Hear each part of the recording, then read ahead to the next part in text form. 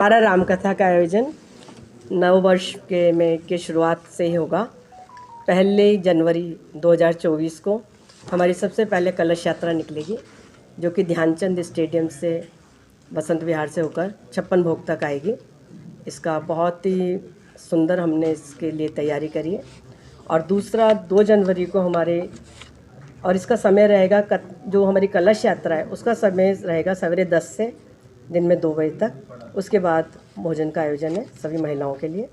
और 2 जनवरी को हमारे रामकथा महिमा, 2 जनवरी से 8 जनवरी तक रोज़ नित्य नए प्रसंग रहेंगे और समय रहेगा 2:30 से 5:30 बजे तक का। तो उसमें 2 जनवरी को रामकथा महिमा और शिव पार्वती महोत्सव रहेगा। 3 जनवरी को भगवान का प्राकट्य महोत्सव होगा और भगवान की बाल लीला। 4 जनवरी को हमारा भगवान का विवाहोत्सव रहेगा और 5 जनवरी को हमारा भगवान का केवट प्रेम और भगवान की वन यात्रा का प्रसंग रहेगा। 6 जनवरी को भगवान के राम भरत मिलाप का मुख्य बिंदु रहेगा और 7 जनवरी को शबरी जी का प्रेम और हनुमान जी का मिलन।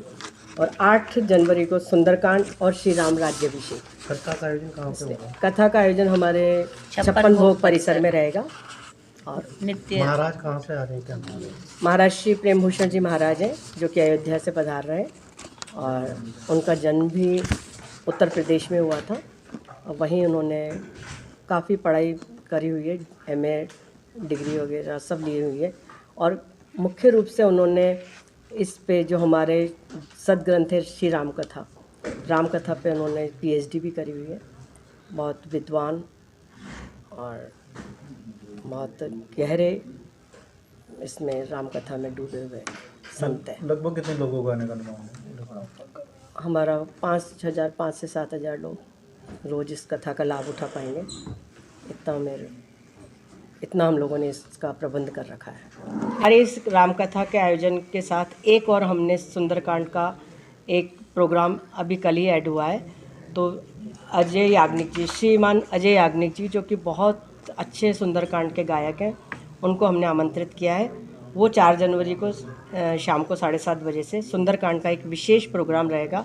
तो उसमें भी सभी लोगों को आमंत्रित कर रहे हैं हम, और आपके माध्यम से ये ज़्यादा से ज़्यादा लोगों तक ये बात पहुंच जाए कि सबको इस कथा में विशेष रूप से आह्वान है हमारे कोटा की नगरी के लोगों के लिए। क्योंकि जहाँ जहाँ संत आते हैं, जहाँ जहाँ ऐसे धार्मिक आयोजन होते हैं, वो वैसे ही वो भूमि और वहाँ के लोग वैसे ही बहुत धन्यभागी हो जाते हैं। तो सब लोग इस कथा में पधारें, ये आपके माध्यम से हमारा आह्वान है। Thank you. रोज कथा होगी, उसके बाद आरती के बाद लौटते समय सभी लोगों को अलग अलग प्रसाद दिया जाएगा, जिसकी अच्छी व्यवस्था की गई है। हमारे जो इवेंट वाले हैं, इवेंट्स वाले आयुष विजय वर्गीय, उन्होंने बहुत अच्छा पिछली बार भी इंतज़ाम किया था।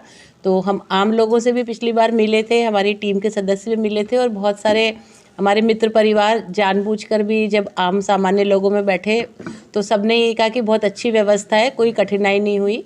पानी पिलाने से लेकर बाहर वॉशरूम की भी सारी व्यवस्था है और सबको नित्य प्रसाद मिलता है। और सबने पिछली बार शांतिपूर्वक कथा सुनी और व्यवस्था में कोई कमी नहीं होगी। तो इस बार भी हम ये उम्मीद कर रहे हैं उससे और अच्छा ही होगा। पिछले साल पहला अनुभव था हमारा, जो थोड़ी बहुत खामियां हमें लगी, वो हमने इस बार सब सुधारने का निश्चय किया है। बिठाने से लेके सुनने तक की सभी जगह की व्यवस्था है। तो हमारी इच्छा है ज़्यादा से ज़्यादा लोग आएँ।